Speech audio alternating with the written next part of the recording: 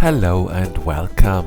This is Microsoft Flight Simulator and this is the Phoenix Airbus A320. And in today's episode I would like to answer a question that some of you have asked already, and we'll be talking about the bird, or it's also known as the flight path vector, and this will also cover the topic of raw data flying, which some of you have asked me to cover.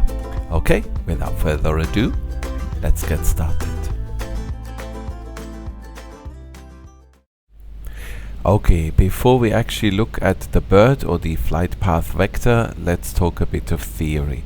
So we are currently here on an ILS into Birmingham Airport, runway 33. I've frozen the aircraft to give me a bit more time to explain what we are looking at here. So, if you fly an ILS, or indeed almost any other approach, your standard path angle is 3 degrees. And there's a nice formula on how to calculate your vertical speed that you should fly to achieve a 3-degree angle. And that is your ground speed, which is up here, and you simply multiply it by 5. So we're flying 170 knots. Times 5, that's 850, and as you can see, the autopilot is flying the ILS right now, so that's around about where we are, 850. So what that means is every time the wind changes, now that we select a lower speed later on, we'll go back to 140.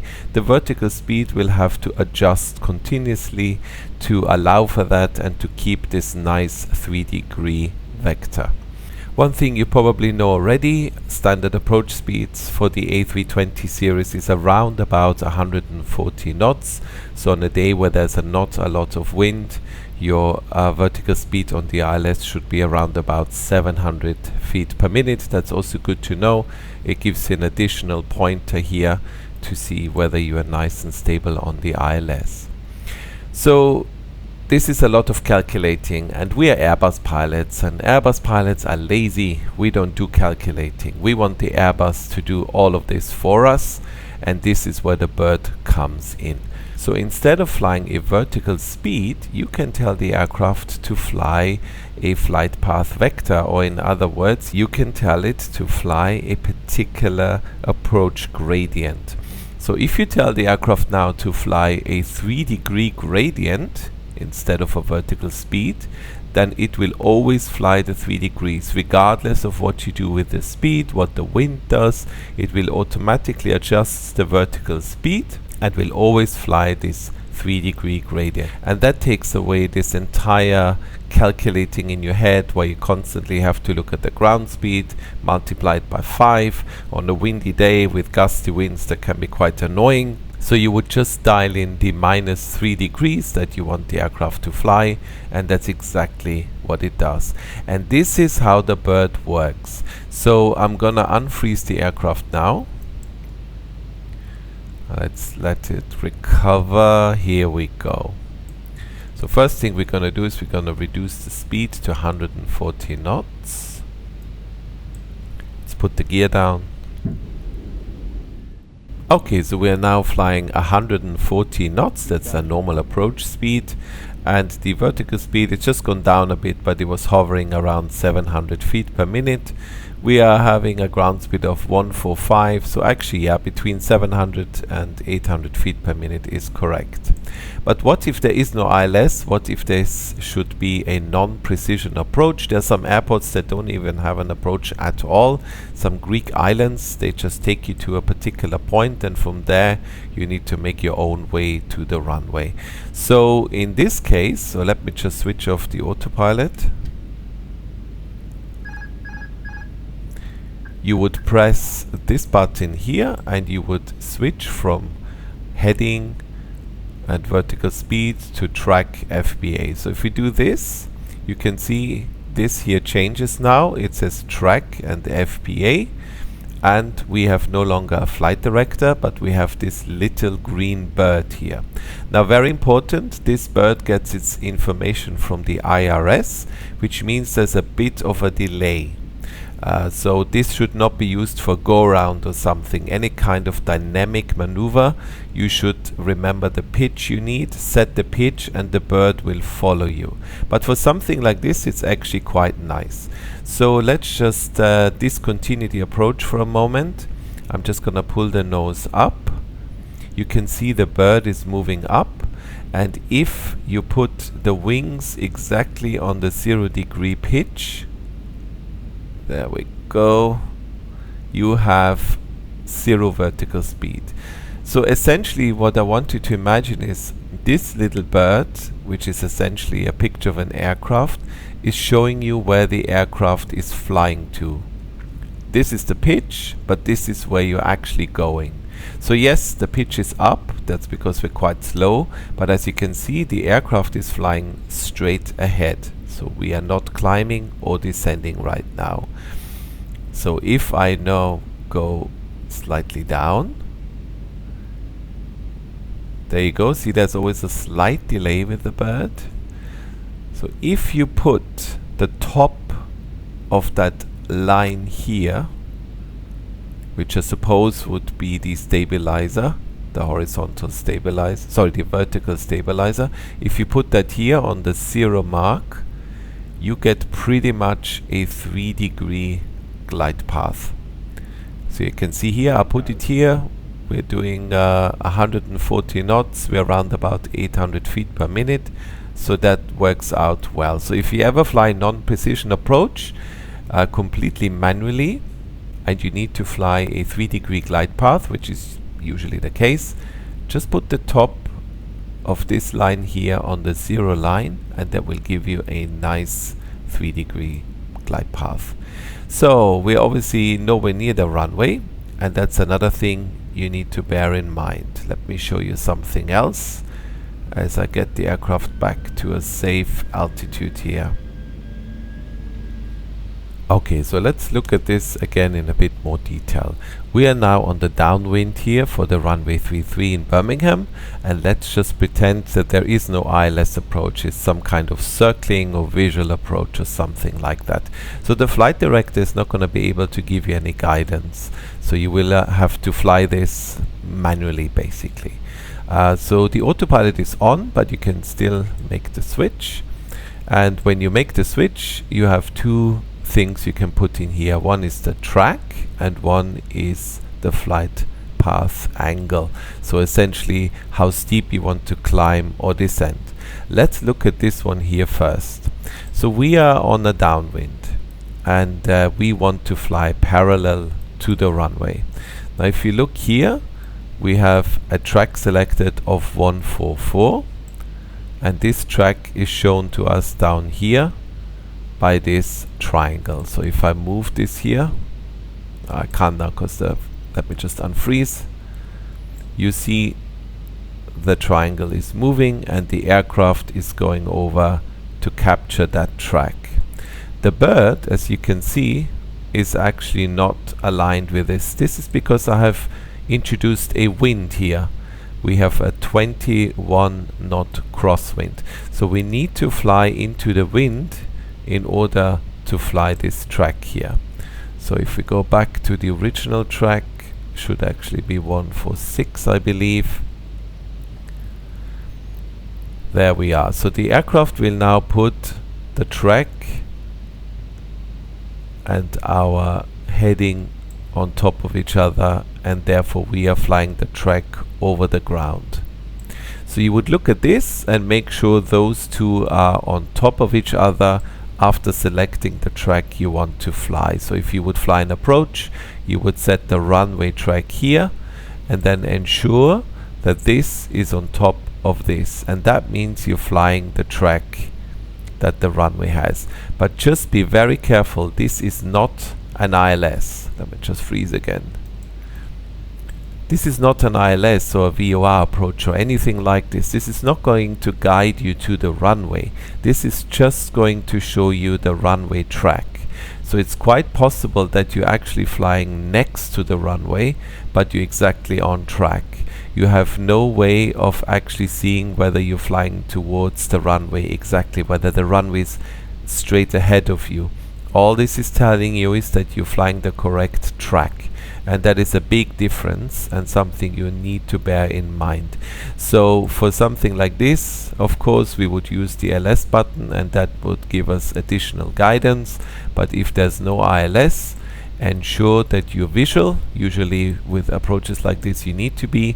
Line yourself up with the runway ahead of you, and then use this to fine-tune the approach in terms of track. The bird is then used to help you with basically the vertical guidance. That's how I do this. This is to make sure I'm on track, and this is to make sure I descend at the correct rate. So let's unfreeze the aircraft quickly. Let's say we want to go down to 3000 feet, and we want to do this with -3 degrees. There we are. So you use this similar to vertical speed. And now if you look, the autopilot is doing this for us. You have up here -3 degrees. The bird, as I said before, will sit like this, with this line touching the 0-degree pitch line, and you are descending at exactly 3-degree glide. And this is how you could fly the approach, making sure this is aligned and this is like this. And then actually, if you make sure you aligned yourself with the runway, it's pretty easy, if you see what I mean. You have a very nice guidance, and you don't have any of this calculation to do in terms of ground speed times 5. You can concentrate on those two and simply fly the approach. Okay, I've reduced now the crosswind. We only have 6 knots of crosswind. That's going to make the approach a bit easier. Once again, the aircraft is frozen. As you can see, this down here has changed quite a lot. So just to make sure you understand, this yellow line is our heading, and this triangle here, the blue triangle, is what we are supposed to be flying in terms of track, so over the ground, and this diamond is what we are actually flying over the ground. So if we unfreeze the aircraft quickly and just change the track, let's say we want to fly slightly to the right, you can see the triangle has changed. The heading is of course changing, and this is our track above ground. We have a wind from the right, which means the heading is going to overshoot the triangle to get this little green diamond in line with the triangle. So the way I see it is, if you fly with heading and vertical speed, you are controlling what the aircraft is doing relative to the air. If you fly with track and FPA, you are controlling what the aircraft is doing relative to the ground. And that of course can be very useful, especially on windy days with non-precision approaches, because then the wind almost becomes irrelevant. You just follow this and you will be directly flying towards the runway. So let's try this out here. Let's fly an approach into Birmingham without using the ILS. Okay, so I have used the ILS to get us here nicely on the approach, but we are not yet in final approach config. We can see the runway in the distance. So now let's switch over. And now we need to put in the final approach track, which for this runway is 326. There we are, and we want to descend at -3 degrees. There we are. And now, in theory, even if we switch this off, we should be following the ILS. You can see here, this is nicely aligned. We have a wind now from the left, of course, because we're flying the other way.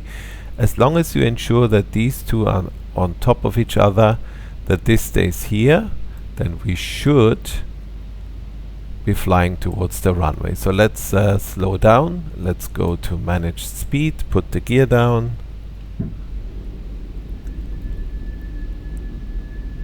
And you will see the vertical speed will automatically reduce as the aircraft speed reduces. So let's slow the aircraft down. And you can fly this manually, or you can fly it with the autopilot. It really doesn't matter. So for the moment it looks like we're doing okay. Oh, we need the track back. 326, let's have a look. That looks okay. Looking outside, it looks okay as well. It's not going to be as precise as an ILS, of course. So if we switch back to the ILS, you can see we've drifted very slightly off here, but this is well within limits. Non-precision approaches are designed to get you to a point from where you continue visually. So from here, I would now switch off the autopilot and simply fly visual. So we'll do that now. Autopilot off. And we'll just adjust visually onto the center line. I still use the bird as a help in terms of telling me which pitch to use. Standard pitch on the A320 is 2.5 degrees nose up for the ILS or for any 3-degree approach. So that's another thing you can use here. And as you can see, even though we haven't flown the ILS now, we're coming nicely established onto the runway. And that's essentially how you use the bird and how you would fly a raw data approach without any help. I'm gonna show you something now why you shouldn't use the bird for a go around. So let's say we're not happy. Go around flaps. And as you can see, the aircraft has automatically switched to heading and given us the flight director, because the bird is simply not dynamic enough to allow for this. So you will get the flight director. So that's actually, I didn't expect that. The Phoenix is really good, huh? It does everything exactly like the real aircraft. So yes, so that's exactly what should happen. You should switch back to flight director. I honestly thought I would have to do that myself, but well done. This is like in the newer aircraft, Neo and Sharklet aircraft for certain, they will switch back to the flight director. So okay, the aircraft is just shouting at me. Let's just do this here. Let's get back on the flight director, switch on the autopilot. We maintain a heading for now. And let's clean up the aircraft. Flaps 1. So yes, if we would have stayed on the flight path vector, then you would have seen that the flight path vector would have been way behind the pitch. And so you cannot use it as a guidance, because if you use it as a guidance, your rotation will be incredibly slow. So not really what we want in a dynamic situation. So this is what I mentioned earlier when I said to you that the flight path vector should not be used as a guidance for so-called dynamic maneuvers. Go around is most definitely a dynamic maneuver. But you can see the Airbus is clever. It's already given us the flight director telling us, nope, you cannot use the flight path vector for a go around.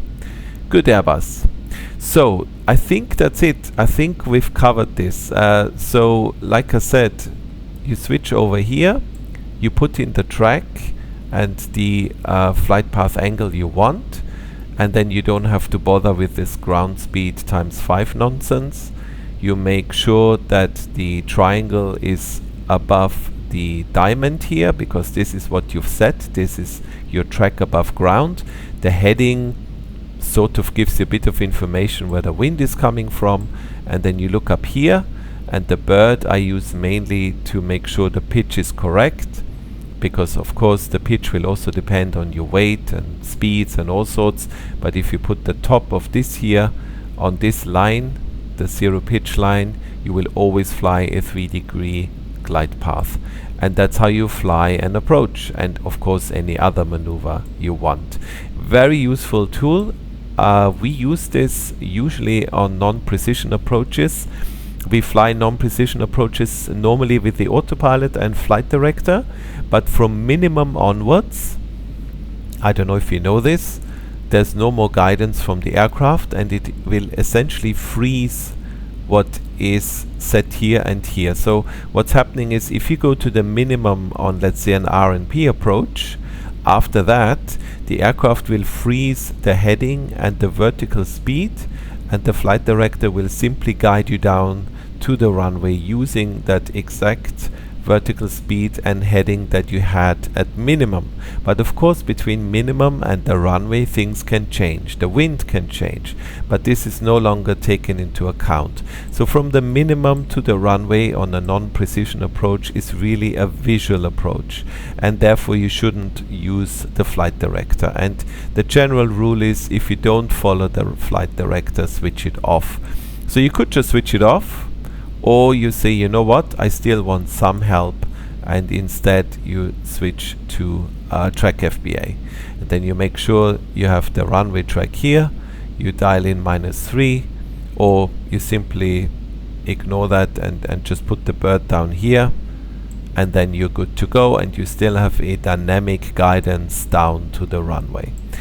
And that's how the bird works, and that's how essentially a raw data approach would work, so to speak. There's a bit more to raw data than this. This is now just the case of the bird. Maybe we can do a separate video about that. Yeah, so very useful tool. Flight path vector is the official name. We all call it the bird. I believe this has become so common that even Airbus now refers to it as the bird, even though I believe when the engineers made this, they didn't think of a bird. This to me looks more like an aircraft from behind, not a bird. So let's show it off one last time. -3 degrees is what we want to fly. The bird comes down, all nicely established here. By the way, you have the triangle that you have here, you also have it up here in the shape of a line. But as you can see, it's very hard to see, especially in the sim. In the real world this is better, it's more like purplish, but in the sim I find this very hard to spot. So you could of course also use this line instead of looking down here, but I find this easier, and just, you know, these are very close together. Your eyes can actually look at both at the same time. Okay, I think that's enough. We've discussed the bird, we've flown an approach using the bird. I hope you understand now the difference between vertical speed and the flight path, and how to calculate your vertical speed should you ever use to. And yeah, the bird obviously makes life a lot easier. Okay, then that's it. Thank you very much for watching. I hope I was able to explain this somewhat, and yeah, I look forward to seeing you in the next one. Until then, all the best. Bye bye.